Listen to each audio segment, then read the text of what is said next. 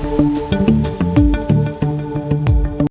Members यहाँ मौजूद arm forces के ऑफिसर्स, जवान, फैमिली मेंबर्स में आए हैं, जगह छोटी होने की बात, और हमारी पैरामिलिट्री फोर्सेस के भी शायद ऑफिसर्स और जवान, मीडिया के मित्रों, देवियों और सज्जनों, सबसे पहले अंतर्राष्ट्रीय योगा दिवस के अवसर पर मैं आप सभी को अपनी तरफ से हार्दिक बधाई देता हूँ और हार्दिक शुभकामनाएं देता हूँ।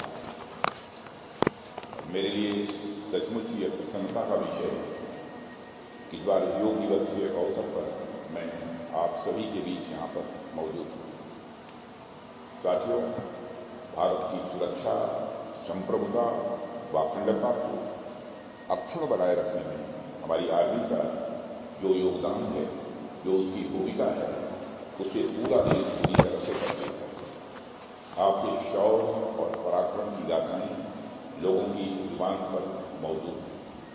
कोई भी परिस्थिति हो, भारतीय सेना के जवान जिस तत्परता व मुस्तैदी से हमारी सीमाओं की सुरक्षा कर रहे हैं, उसके लिए यह राष्ट्र सदैव उनका ऋणी है। मैं भारतीय सेना के हर जवान के शौर्य, साहस को नमन करता हूँ, जिन्होंने देश की सुरक्षा के लिए अपना सब कुछ समर्पित किया है। जैसा कि आप जानते हैं कि आज पूरा विश्व इंटरनेशनल योगा डे मना रहा है और हमारे ऋषियों और मुनियों योग की एक ऐतिहासिक परंपरा और विरासत को आज पूरी दुनिया फॉलो कर रही है। साथियों, हमारे यहाँ योग केवल एक अभ्यास नहीं है, बल्कि एक वे ऑफ लाइफ है। जीवन जीने का यह तरीका है और यह कोई नई बात नहीं है। यह हजारों वर्ष, लाखों वर्ष, हजारों वर्ष पुरानी यह भारत की परंपरा है।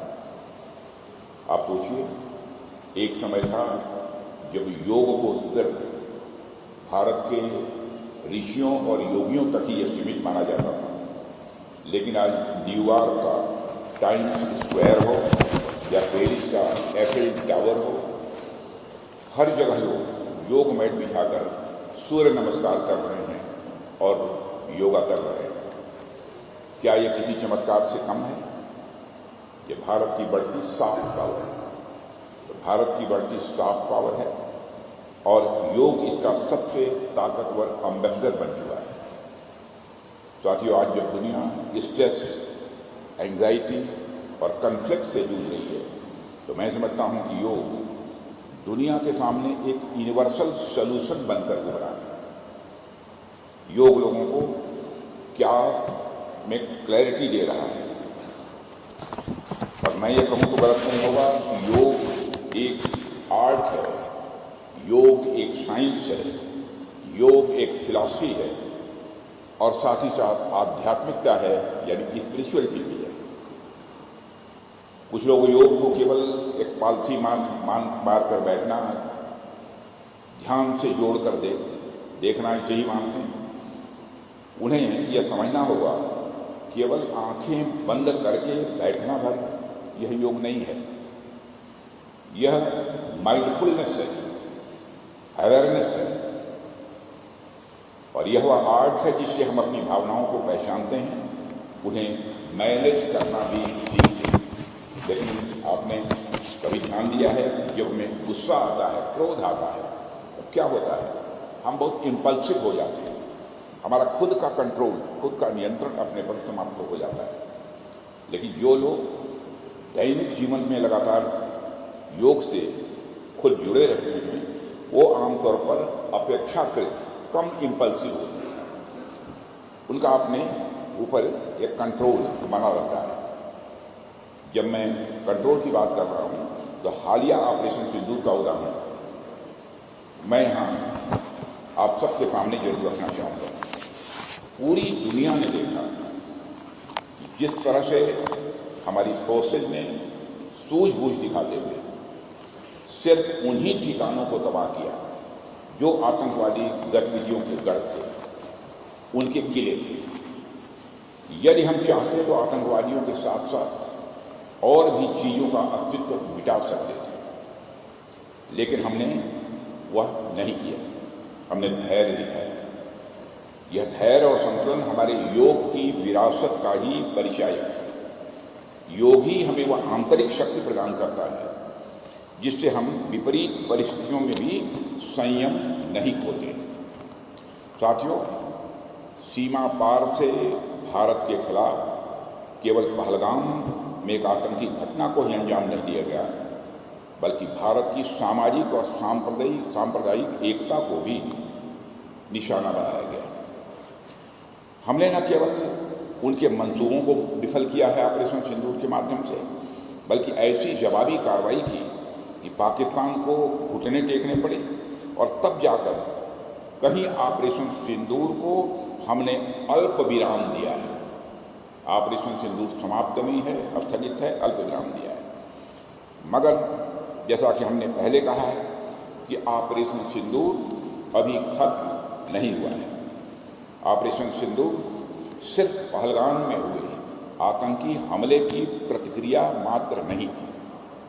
हमने इस ऑपरेशन के माध्यम से पाकिस्तान को यह बताया है कि भारत के खिलाफ आतंकवादी गतिविधियां चलाने का अंजाम बद से बदतर होने वाला है।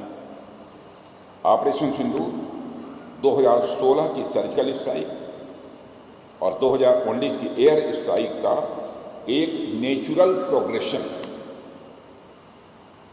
ऑपरेशन सिंदूर के माध्यम से हमने पाकिस्तान को बता दिया है कि आतंकवाद से भारत को हजारों घाव देने का उनका अभियान अब सफल नहीं होने वाला है। भारत की धरती पर होने वाला कोई भी आतंकी हमला पाकिस्तान को बहुत ही महंगा पड़ने वाला है। आतंकवाद के खिलाफ भारत हर तरह की कार्रवाई करने के लिए पूरी तरह से तैयार है। आप सबके सामर्थ्य पर, आप सबके समर्थन पर, आप सबके जज्बे के आधार पर मैं यह बात कह रहा हूँ। साथियों, पाकिस्तान भारत को भीतर से कमजोर करना चाहेगा, मगर पाकिस्तान को यह नहीं भूलना चाहिए कि भारत की एकता और अखंडता के लिए अगर मेजर सोमनाथ भारती ने अपने प्राण की आहुति दी है, तो ब्रिगेडियर उस्मान जैसे महावीरों ने भी इस देश के लिए अपने प्राणों का बलिदान किया है। आज मैं उधमपुर में मौजूद हूँ और यहाँ से कुछ घंटों की ही दूरी पर नौशेरा की वह जगह मौजूद है जहाँ ब्रिगेडियर उस्मान ने भारत माता के लिए सर्वोच्च बलिदान दिया था। आज जब सारा देश अंतर्राष्ट्रीय योग दिवस मना रहा है, तो हमें योग शब्द के सही मायनों का भी स्मरण करना चाहिए। योग का अर्थ है जोड़ना, समाज के हर वर्ग को भारत की संस्कृति और आत्मा के साथ जोड़ना, यही योग है। यदि इस काम में समाज का एक भी वर्ग पीछे छूटा तो समझे भारत की एकता और सुरक्षा का चक्र टूटा।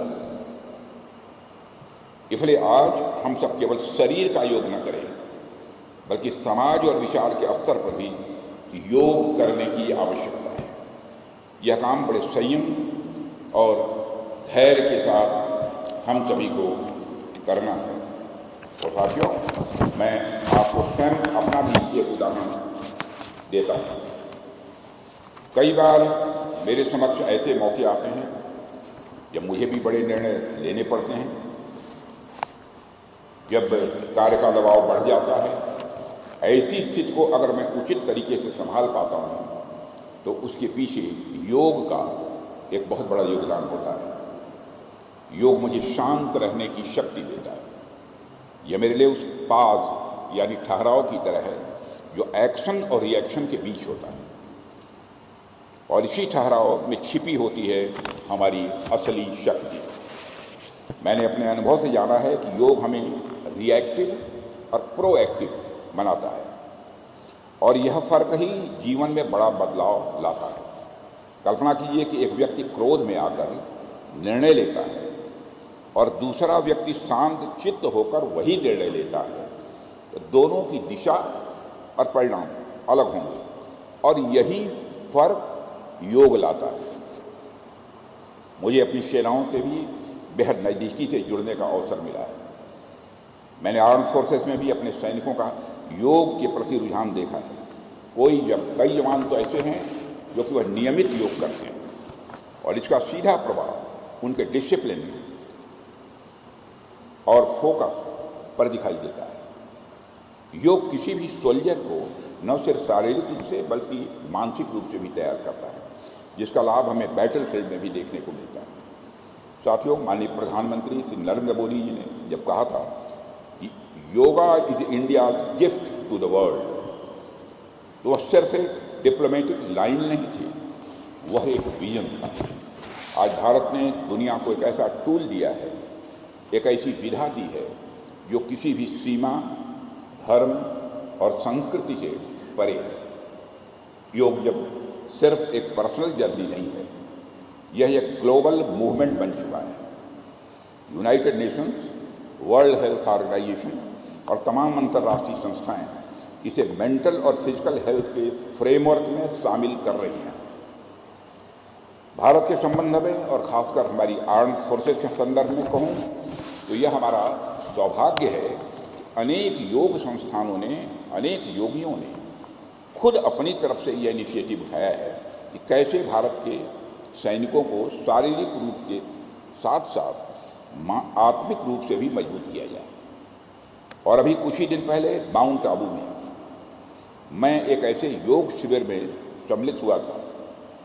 अनेक ऐसे संस्थान हैं जो आर्म्ड फोर्सेस के हमारे जवानों को योग से जोड़ रहे हैं और मैं इस योग दिवस पर उनका भी आभार व्यक्त करता हूँ, क्योंकि मैं माउंट आबू में गया था। मैंने देखा कि हमारे बहुत सारे तीनों फोर्सेस के ऑफिसर्स और जवान उस कार्यक्रम में मौजूद थे।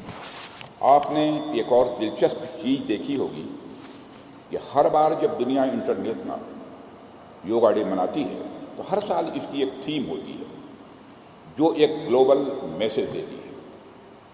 आप इस बार की थीम देखिए तो यह yoga for one earth one health है। इससे पता चलता है कि भारत केवल अपने लिए ही नहीं सोचता है, हम विश्व कल्याण के लिए सोचते हैं। पूरी दुनिया को हमने परिवार माना है। वसुधैव कुटुंबकम का संदेश सारे विश्व को दुनिया के किसी एक धरती से गया है तो हमारे और आपके देश की धरती भारत से गया है। और योग इस सोच का एक प्रैक्टिकल एक्सप्रेशन है। साथियों, भारत ने विश्व को शस्त्र नहीं शास्त्र दिए और योग ये हमारा सबसे प्रभावशाली शास्त्र है जो न शोर करता है न दिखावा, बस साइलेंटली दुनिया को बदल रहा है। यह योग और ये बदलाव अभी शुरुआत है।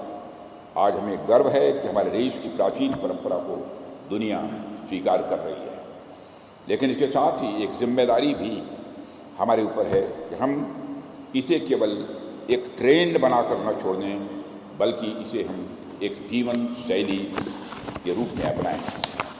साथियों, आज जब हम इंटरनेशनल योगा डे मनाते हैं तो इसका क्रेडिट सिर्फ अतीत को नहीं वर्तमान को भी देना होगा।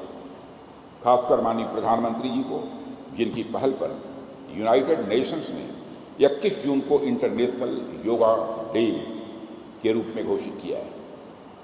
और ये हमारे लिए सौभाग्य की बात है कि आज माननीय प्रधानमंत्री जी का मार्गदर्शन भी हम सबको प्राप्त हो। अंत में मैं यही कहना चाहूँगा कि योग हमारे लिए कोई विकल्प नहीं है। योग हमारे लिए कोई विकल्प नहीं है, बल्कि हमारे लिए संकल्प होना चाहिए और इस संकल्प को हम सबको अपने जीवन में उतारने की ज़रूरत है। इसी आशा और विश्वास के साथ योग पूरी दुनिया की दिनचर्या का हिस्सा बने और सबके जीवन में एक सकारात्मक बदलाव लाए। मैं अपनी बात इसी निवेदन के साथ समाप्त करता हूं और अंत में एक बार आप सभी को पुनः अंतर्राष्ट्रीय योगा दिवस की हार्दिक शुभकामनाएं देता हूं।